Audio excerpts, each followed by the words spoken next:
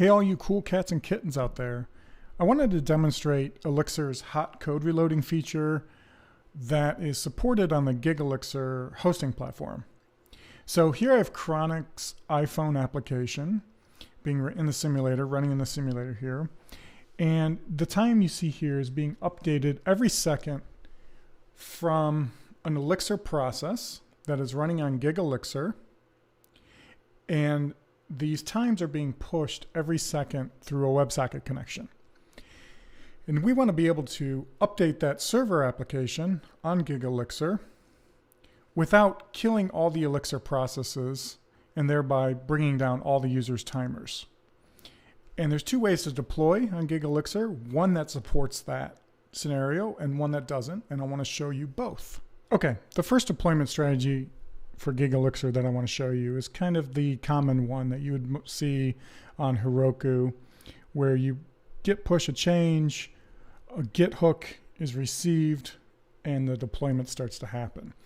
And so I have a change that I want to push to production. I'm going to do that. You'll see that Gigalixir receives the push and now is going to compile the application, create the slug, and totally reset the slug, thereby killing all the processes in that process. Okay, and so what you'll see is that slug was deployed and reset. And so you see you have two pods here, one that's terminating and one that's healthy. This is the new slug, this is the old slug. And when that switch happens, you'll see that this timer will stop, and thereby, because it killed all the processes on the server. Okay, and you see that the timer has stopped, thereby the processes have probably stopped, which means that there is now only one healthy slug on Gigalixir. Okay, well that wasn't a good experience for the users, so I'm going to show you the hot code reloading feature that Gigalixir does support, which will not stop the processes. So I reset the simulator here, so I'm going to start up a new timer here. And so now we're connected again. And that process is now running on our server. One thing for hot code reloading to work is hot code reloading needs to know the version that it's at and the version it needs to go to.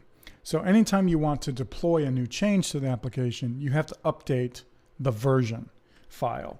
So let's go ahead and do that. So if I jump into Vim, and the mix file usually has the version right here. What we do with this version function is we read the version from a version file. So we keep our version in a version file. So I'm just going to go ahead and update this from 210 to 211. Okay, let's commit that change. And we can push. Now, the only difference is Gigalixir needs to know, hey, use hot code reloading now instead of just replacing the slug.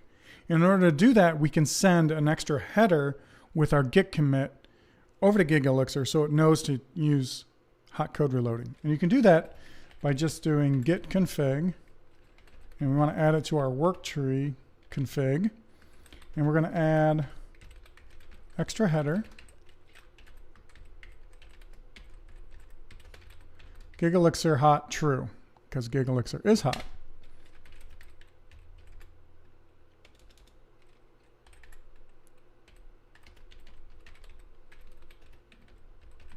So you can see that we added it here. And so now we can push just like normal. I'll probably have to force push this because I removed the last commit.